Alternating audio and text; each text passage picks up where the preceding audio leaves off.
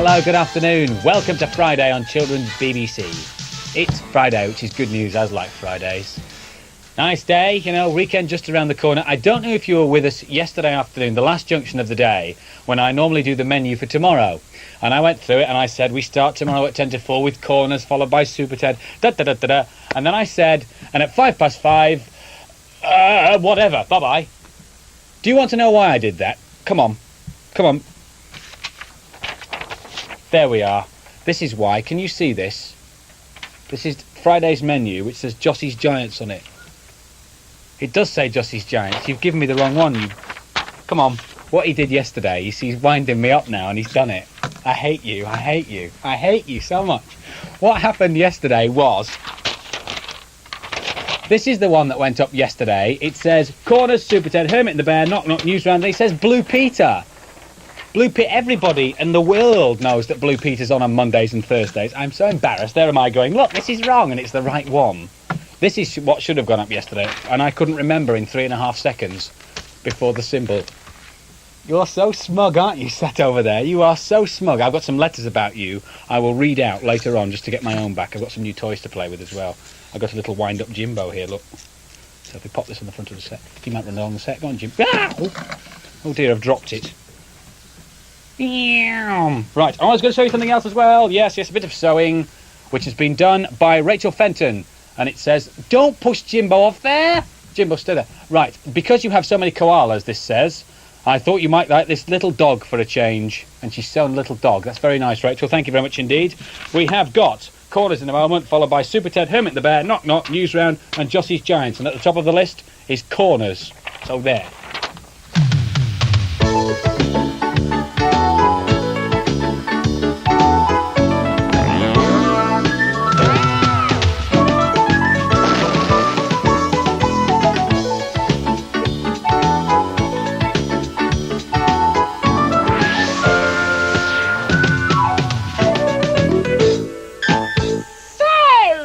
Shinka, Joe getting told off, eh? Look at that. Me being told off by the old Professor Saltminer on his duck telephone. I think I got him out the bath too early. I'm going to hang that on me wall, Barry, with all these lovely clown drawings. Loads of clowns, and more about clowns later on, I think. Oh, Joe! Simon!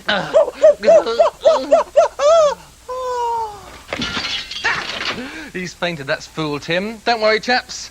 It's not real blood. It's a bandage that I've brought to help answer Evelyn Airy's question, what do people in films use for blood? Because I keep on getting told it's tomato sauce. Well, in the days of black and white television, they used to use tomato sauce sometimes because it had the right sort of gooiness to it. But these days, you've got colour television and colour films. They use other things, they being the makeup people. One of the things they use is called Kensington Gore. And that's it. It looks quite bloody, doesn't it? And it was invented by a chemist called John Tyngate. And he wouldn't give the recipe, though it does look pretty realistic, doesn't it? Look at that.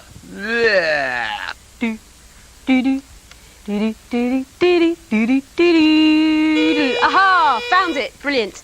It's detected this letter from Stephen Brown, who wants to know how a metal detector works. Well, the more astute of you may have noticed that this is in fact a metal detector.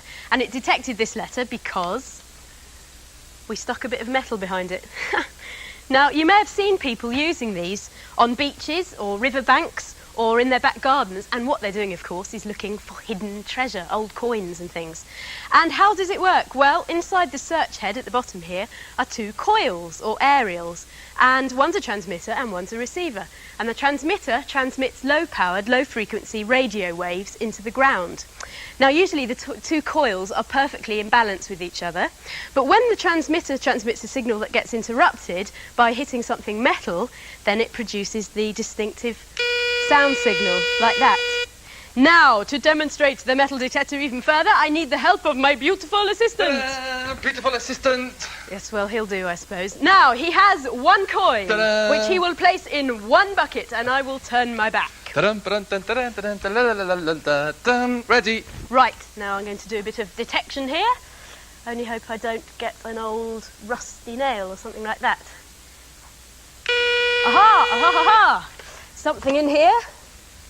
And it's the treasure, Jim lad.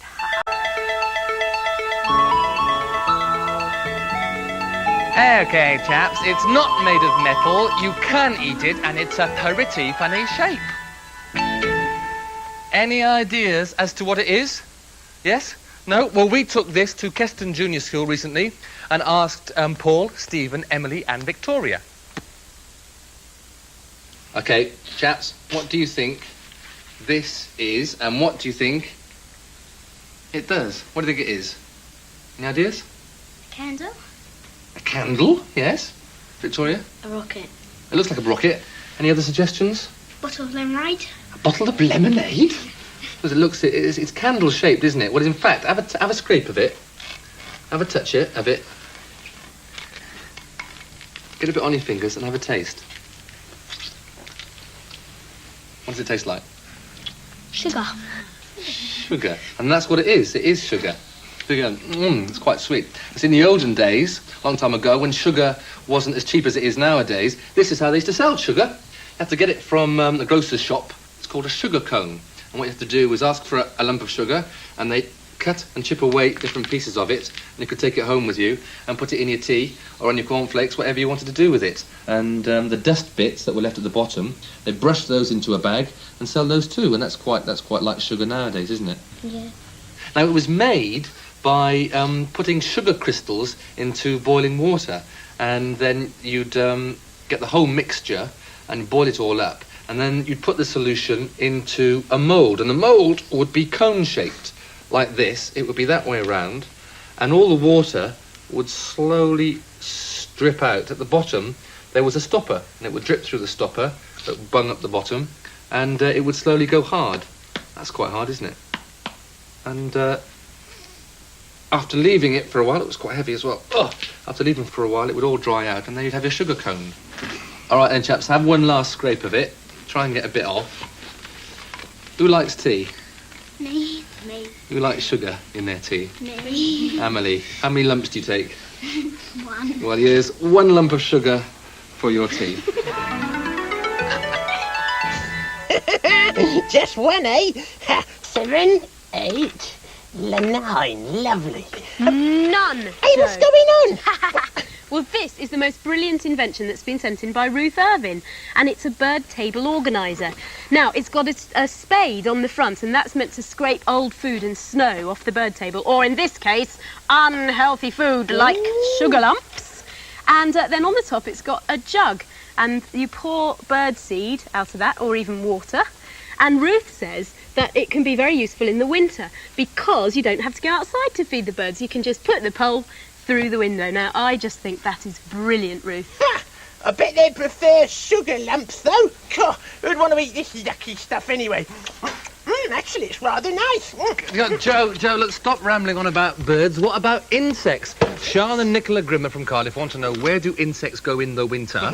And Zoe Collard would like to know why bees hum. Why bees hum? Because they don't know the words. Because they can't whistle. Joe, stop mucking about. How about the Insect Information Bureau? Joe, stop mucking about. We want to see this seriously because we want to know No, why. seriously, Simon, there really is an Insect Information Bureau, right? I'll give them a buzz for you. Right, bung them in there. Oh, all right. Right, and you talk on that, okay? Right, now you're through, caller. Insect Information Bureau. Hey, hello? Simon, look, there she is. What can I do for you? We'd like to know why bees hum. Oh, well, bees don't actually hum themselves. They don't have mouths like you. The humming sound comes from their wings flapping very quickly through the air. It takes a lot of work to keep the bumblebee airborne. Thank you very much. You're welcome. Next! Yes, hang on. Oh, terribly sorry. Yes. Hello. Would you mind awfully telling me where ladybirds go for the winter? Oh, ladybirds. They usually find their way indoors to keep out of the cold. Find yourself a nice roof or house or garden shed to spend the winter. Shed? A shed? Moi? I can't stay in a garden shed. I'm a lady, you know. Of course, there is a space in a warm, quiet corner of 4 Claremont Crescent. Very fashionable. Thank you. lovely. And when should one go? Late September, when it starts to get chilly. Thank you so much. You're welcome. Nick! Pow, pow, pow, pow, pow, that's me. Ha, ha, it's me. It's it. Yes! Where do flies go? In the winter. In the winter. Where do flies? Pow, pow, pow, go. 1 moment. One moment, 1 moment.